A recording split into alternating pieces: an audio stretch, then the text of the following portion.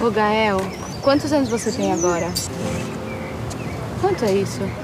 3. E antes, você tinha quantos anos? 1. E depois? 2. E depois? 3. E quantos anos você vai fazer no seu próximo aniversário? 4 vezes eu vou fazer. Depois 7 anos. Sério, filho? E depois? Depois eu vou ficar um adulto. The brain never stops developing until you die. If you're 100 years old and you learn something that you didn't know before, your brain makes new connections. But the most rapid period of brain development is in the first few years. Babies learn more in the first 3 years of life than they will ever learn again. They learn more rapidly from 0 to 3 than they will learn from 10 to 13 or 20 to 23 or 30 to 33.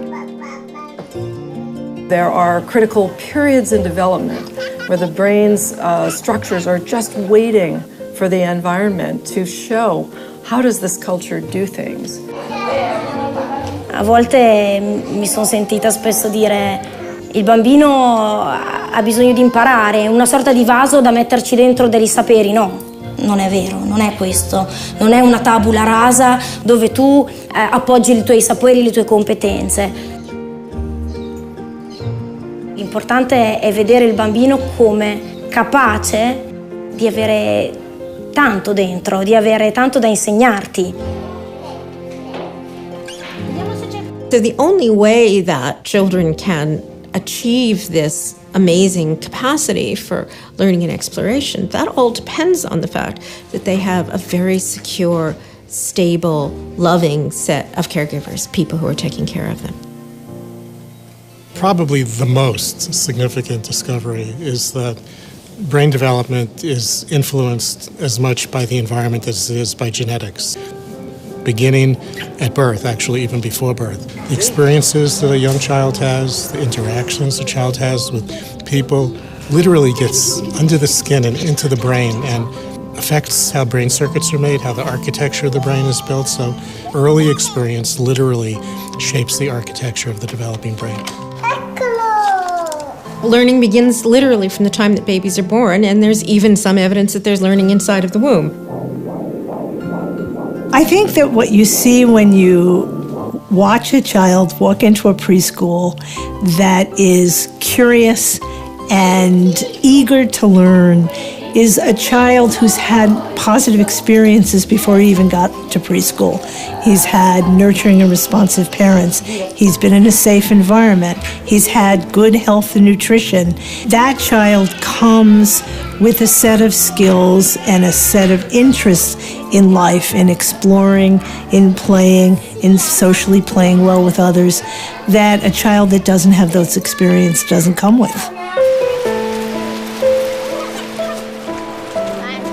The children whose development is at risk are children who live in very difficult circumstances. Not a bad day here, a bad day there, but chronic, constant days, weeks, months, years, where there's very little positive interaction, where the home may be just very disorganized, not because parents don't love their children, but they're overwhelmed by their own life circumstances. Oftentimes, as societies, we fail to support parents in providing them the support they need for their children. That's when we start to see an immediate sort of child's toxic environment start to build. High levels of stress, high levels of conflict, lack of food, lack of nurturance.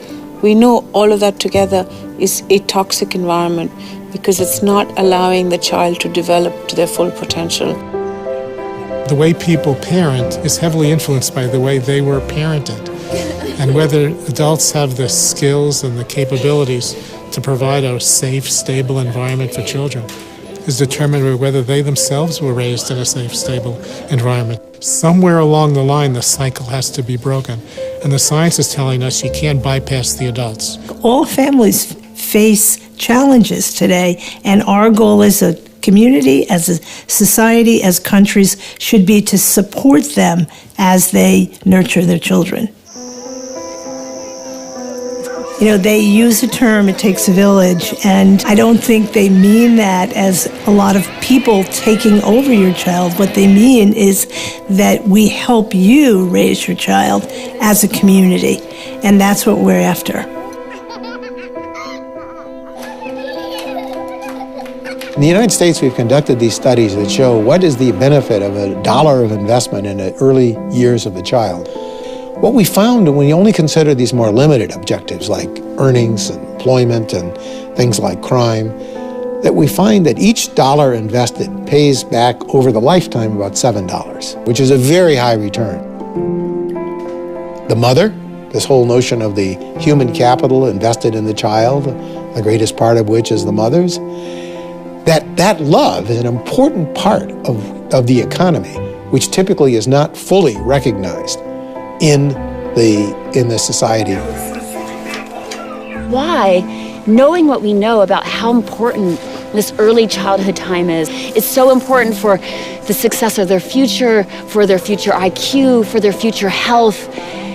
If it's so important, why do we act like it's just the mother's job to take care of that baby, or just the family's job?